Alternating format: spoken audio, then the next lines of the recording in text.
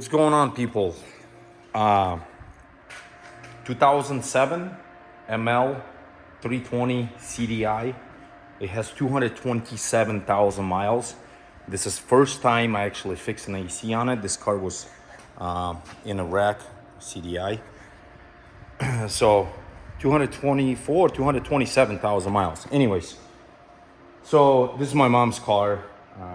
The AC quit working last year, and then it kind of worked, didn't work, didn't work, so it kind of jumps back and forth. So it finally quit. So this car was in the wreck in the front, very light damage, like it was skin more on the top. I think I just replaced the hood and one fender and headlight, but I ended up replacing two headlights because I couldn't find the original headlights. So this is from like a more fancy class, so I ended up buying two of them. And then what I missed right here, see how this line kinked? And I thought was the problem. So I'm like, oh, okay, so I just need to replace the condenser. So I took it off, put the new condenser in it. Nope, AC doesn't work. Got my scanner right there hooked up to it, and it says something to do with the AC compressor valve is bad. So I end up putting new AC compressor. The whole video, how big of a pain in the ass to put AC compressor in. So this system apparently doesn't have a high and low pressure sensors like your old generic old AC, because I looked all over the place and I'm like, they're not here. At least I didn't see any. So there's nothing in the lines, any kind of sensor or anything. So I think that's all get controlled inside of the AC compressor, unless it's something computer inside there, whatever. I quite don't understand how the system works, but it works. So I'm like, crap, I have to replace the AC compressor on it. And I started looking on the internet. It's really hard to find any kind of information on it. Everybody's like, yeah, AC quit, took it to dealer. I'm like, I'm not taking this to the dealer because it's $193 an hour Mercedes dealer labor. Right there's the new AC compressor. So I cleaned it out much as I can. This sucker leaks a little bit of oil. No, there is actually one sensor right there for the AC line. I found it. See that little plug? That's a AC line. Never mind. So he does have it. Anyways, so I start looking. I'm like, crap, how do you replace the freaking AC compressor on this thing? Because it's way underneath the power steering and doesn't look like you can get from the bottom of it because this dang oil pan and that hole doesn't look big enough. So like it says, once again, I looked on the internet and I'm like, I was confused. So come to find out, I end up going to the dealer and ask him, I says, the best way to change the AC compressor. He's like, you have to remove the whole entire front end. That's how they do it, because the tech told me, he's like, it is possible to fish it out of there, but it's like it becomes a nightmare. And then when you put it back together, you don't see what the heck you're doing. Everything goes by the feel. So he's like, your best bet, pull the radiator out, which I already had it out for the condenser. He's like, then just pull this top part of the radiator, which is 3 bolts, remove it, unhook all the lines. Don't worry about the transmission lines. There's less than an ounce of oil you're gonna lose, completely, almost nothing. Kind of lift them up, hang them up here.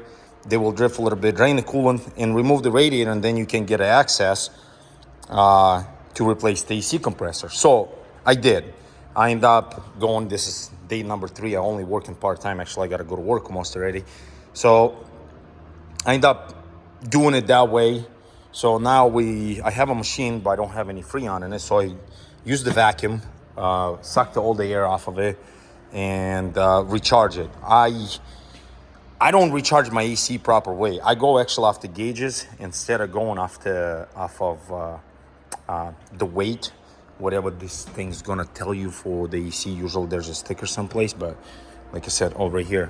So it tells you how many ounces. So it's 2.13 pounds, right? Something like that.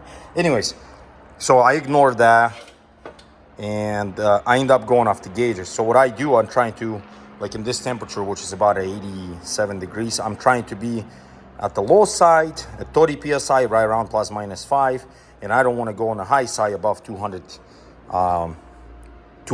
psi on the high side line. So I charged it up, started up, ran, filled it with the coolant. Seems like it works. I will leave it overnight, let it sit, everything shut off, And then tomorrow morning when I come back, which will be Saturday, I will start it up. If we didn't lose any freon and AC works, put everything back on and sand it. So if you're doing this in like a home environment, changing AC, you have this type of kind of car, it is quite a bit of work. For the simplest things, just changing the AC compressor. You might want to consider, if you're doing this, inspect your serpentine belt, because if you already have everything removed, it'd be a lot easier. And there's a couple idler pulleys might needs to be changed. So the AC compressor with mine, what happened is, by comparing new one to old one, it's the bearing went out of the inside, because this has quite a bit of play in it. And then when you spin it, it makes a noise. So I think the bearing went out. So this AC compressor has 220,000 miles approximately. And it's probably been working fairly hard, for reason being and kink in the line, and AC condenser. So kind of plan this job, if dust comes down to it, like buy all extra parts and change them till you have the front end off. Like on mine, for the example, I did not change the belt because I changed it a while back ago, and I tightened a couple screws there, bolts and nuts, cleaned it out, trying to see where's the oil leak. But we have a power steering leak on this thing, which not too bad. I have to add a power steering fluid to it maybe once every 6 months. It start whining a little bit. I don't know what else to tell you. Like this one was hit, so my fan shroud has a couple cracks on it. Obviously zip ties, but this car does not worth much. We've been driving in the way it is. It's actually overall ended up being a pretty nice car for what I got invested in it, but I don't remember how much exactly I paid for it.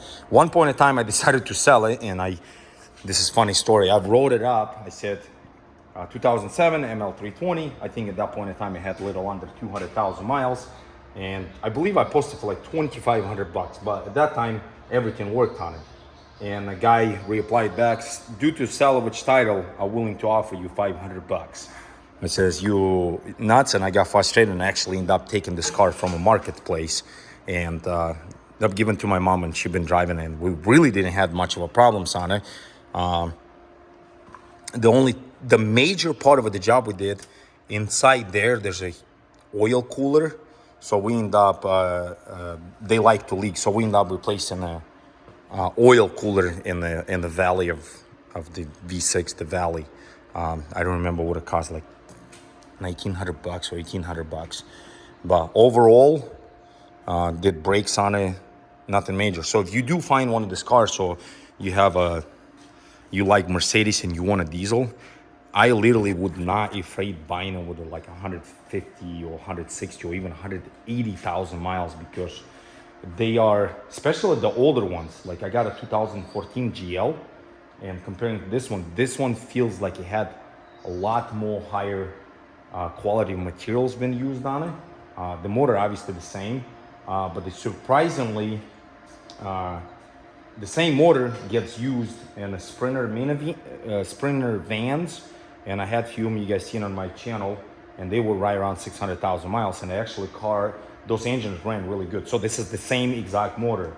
My 2014, which is 146,000 miles, 136,000 miles. When you start it up in the morning, it has a chain slap. And I spoke with one mechanic who constantly work on it. He's like, it's either can continue doing what it's doing now for like long time, or one of these days you will start it and the chain will either snap and you will create yourself a huge problem. So I'm like, I should fix it someday, but kind of been pushing my luck on it. This one, for being a 227,000 miles, doesn't matter how cold it is, it always starts and does not have any sort of chain slap. It's really tight. Besides the oil leak, and there is not an engine leak, and once again, it's actually power steering. So I would recommend to buy something like this, obviously in a reasonable price, because mileage is high and it has dinks and dents, but I would not afraid regarding high mileage on a CDI or Blue Tech or whatever that burns diesel fuel. So thanks for watching. I appreciate it.